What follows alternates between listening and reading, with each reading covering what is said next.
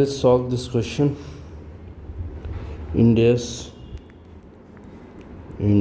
33 EPS का question है. We will solve this question. बहुत अच्छा क्वेश्चन है.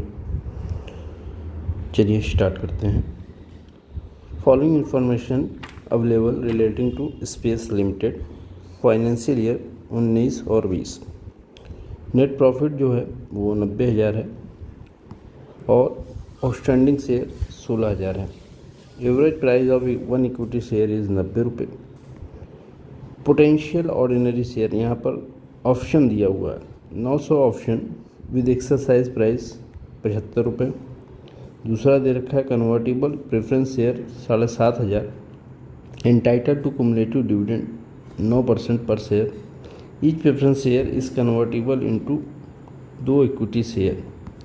Applicable corporate dividend tax 8%. उसके बाद 10% convertible debenture of ₹100 ₹10 lakh and the each debenture is convertible into 4 equity share. Tax rate 25% दे रखा है. You are required to compute basic EPS and dilutive EPS for the company of financial year 19 और 20. तो सबसे पहले समझ लेते हैं क्या कह रहा है क्वेश्चन में. क्वेश्चन में कह रहे हैं कि आपके पास नेट प्रॉफिट 90,000 की है और जो शेयर है आउटस्टैंडिंग वो 16,000 रुपये के 16,000 शेयर है इक्विटी शेयर. इक्विटी आपके पास 16,000 की है. नेट प्रॉफिट आपकी 90,000 रुपये की है. आप कह रहे हैं इसमें सबसे पहला जो ऑप्शन 1 नंबर पे दे रखा है ये दे रखा है option 900 with exercise price of 75 rupees. यहाँ पर देखिए इसकी एवरेज प्राइस 90 रुपये है जबकि इसको 75 रुपये में ही ये शेयर दिया जा रहा है 900 ऑप्शन का. तो हमें ये देख लेना है कितना इंक्रीमेंटल दे रहा है. मतलब कितना इंक्रीमेंटल मतलब 15 रुपये पर शेयर जो कि विदाउट कंसिडरेशन दिया जा रहा है. जो 15 रुपये का पर शेयर का विदाउट कंसिडरेशन दिया जा रहा है उसको हमें निकालना है कि कितना है. तो सबसे पहले 900 है multiplied by 15 divided by 90. 900 multiplied 15 divided by 90. तो 150 शेयर जो है इंक्रीमेंटल मतलब फ्री ऑफ कॉस्ट दिया जा रहा है विदाउट कंसिडरेशन. तो इसको हम यूज़ करेंगे फॉर कैलकुलेशन ऑफ डाइल्यूटिव पर शेयर. तो अगर हमें डाइल्यूटेड पता करना है तो उसके लिए हमें इसको शेयर में ऐड कर देंगे. 150 शेयर इन्होंने इशू किया है. अब बात करते हैं सेकंड प्रेफरेंस हमारी जो रहेगी वो रहेगी हमारा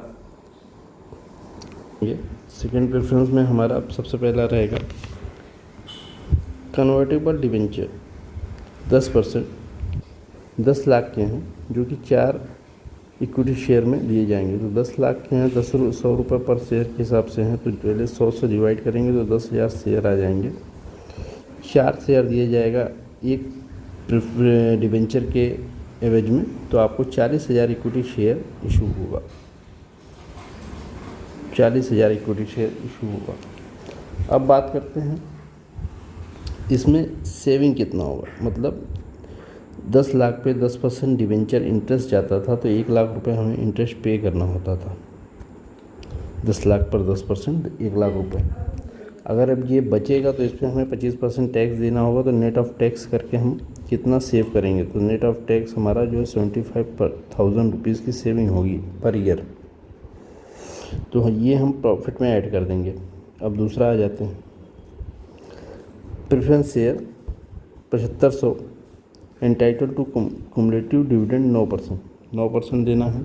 मतलब 7500 का जो है 100 रुपये पर शेयर का हिसाब से है. 9% निकालेंगे तो ये 7.5 लाख पर 9% 67,500 आएगा. उस पर अप्लीकेबल कॉरपोरेट डिविडेंड टैक्स 8% और जोड़ देंगे. ये भी हमें देना पड़ता है 5400 रुपये का. टोटल जो हमें भुगतान करना होता था 67,500 72,900 रुपये का हम भुगतान करेंगे. ये हमारी सेविंग होगी. अगर ये सेविंग होगी तो इसको भी हम प्रॉफिट एंड लॉस में ऐड कर देंगे. तो सबसे पहले देखिए जो हमारा नेट प्रॉफिट था वो 90,000 था, और जो हमारा इक्विटी शेयर था वो 16,000 था शुरू में।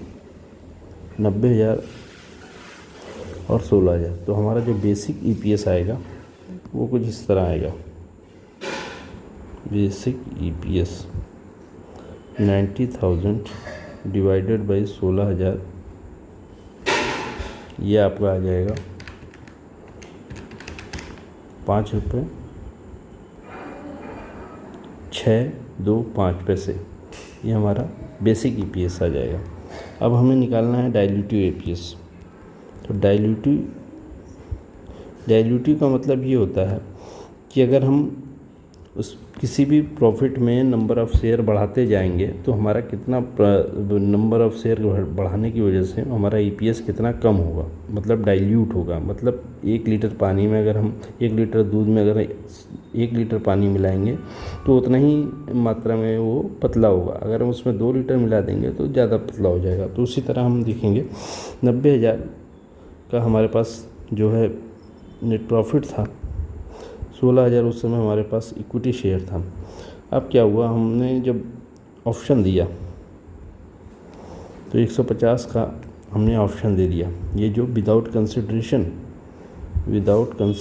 हमने पे किया है, इसको ऐड कर देंगे। विदाउट कंसिडरेशन जो है उसको ऐड करेंगे, प्लस इसमें कोई सेविंग नहीं हुई है प्रॉफिट की, तो यहाँ पर नील लिखेंगे।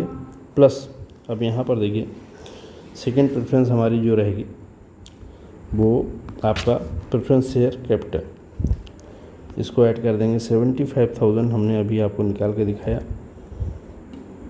75,000 की हमारी प्रेफरेंस शेयर की सेविंग होगी, ये ऐड कर देंगे। प्लस कितना शेयर इशू हुआ है, 40,000 इक्विटी शेयर हमने प्रेफरेंस शेयर होल्डर को दिया है, तो 40,000 इसमें ऐड कर देंगे।